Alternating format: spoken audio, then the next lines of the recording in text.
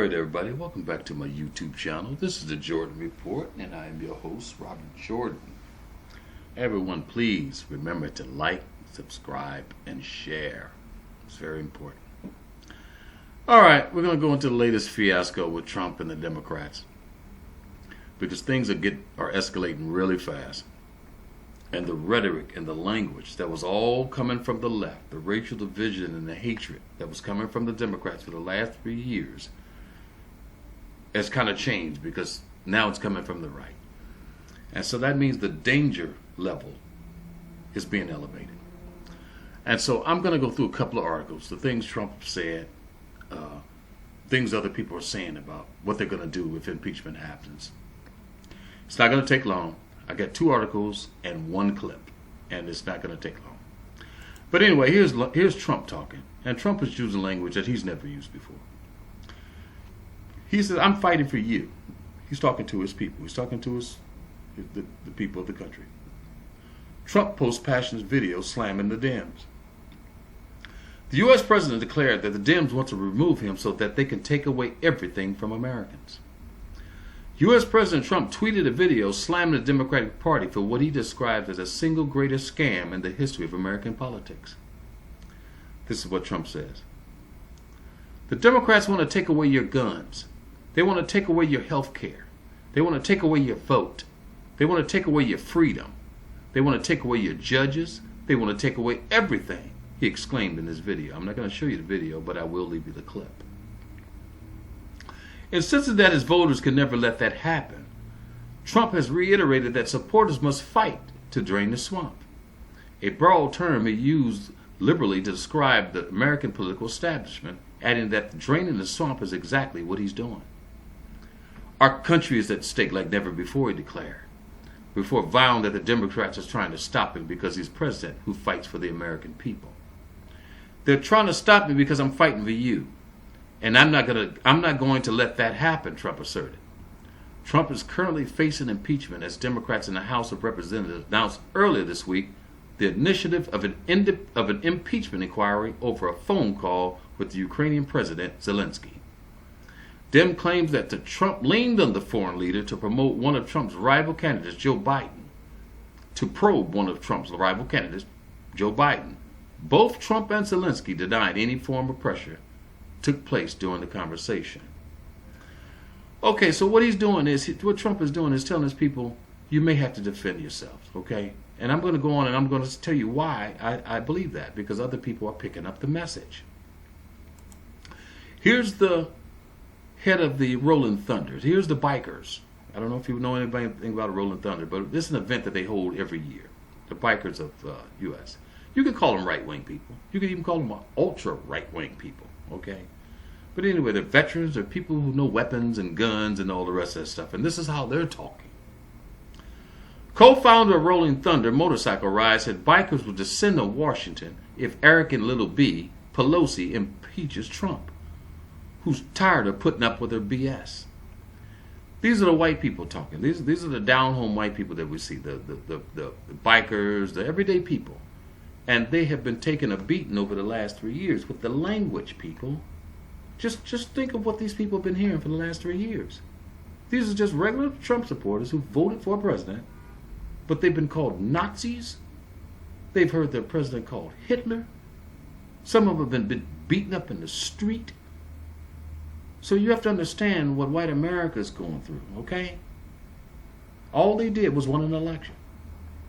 And so I'm going to show you how this thing is changing and how the whites of this country, are starting to react because they see themselves and their country under attack. Now, you may not believe that, but that's the way they see it. The co-founder of the annual military advocacy event that draws hundreds of thousands of motorcyclists to Washington says bikers will descend on Washington in protest of House Speaker Nancy, who he calls an arrogant little B, moves to impeach Trump. The Rolling Thunder ride draws more than 500,000 riders, largely military veterans. That means these people know guns, they know weapons, they know ambush, they know improvised explosives. These people, many of them have seen combat. Each Memorial Day, But next year, Americans will see multiple local events instead of one giant demonstration that snarls traffic and would bring the nation's capital to a standstill if it weren't held on a holiday.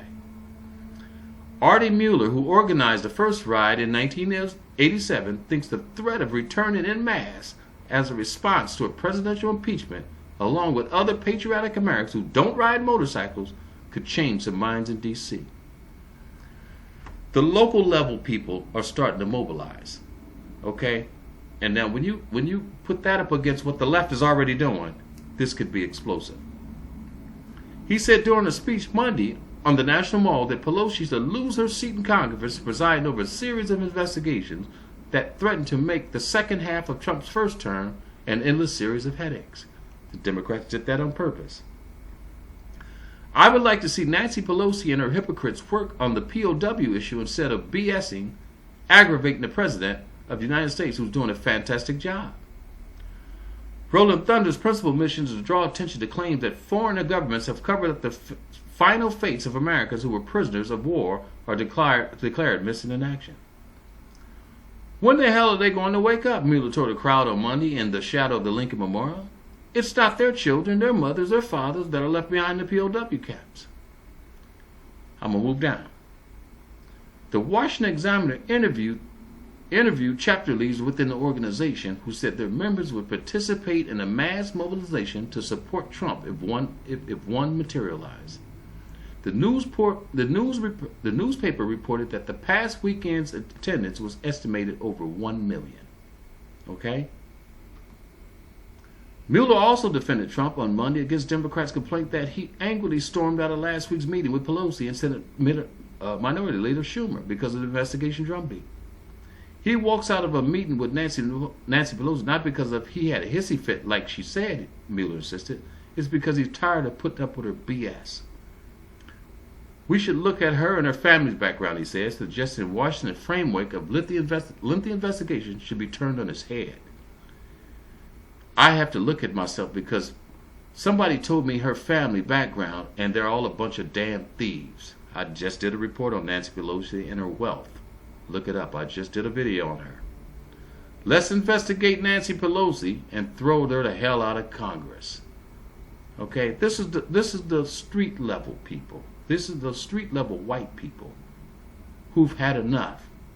Okay, now I'm going to show you a clip of DR.Robert Jeffries, who's a pastor. He's a church person, very large following, and I'm going to show you his clip, and then I'm going to end it out. Nancy Pelosi pushing a solemn message this weekend amid her party's push to impeach the president. This is a very sad time for our country. There's no joy in this. It's sad.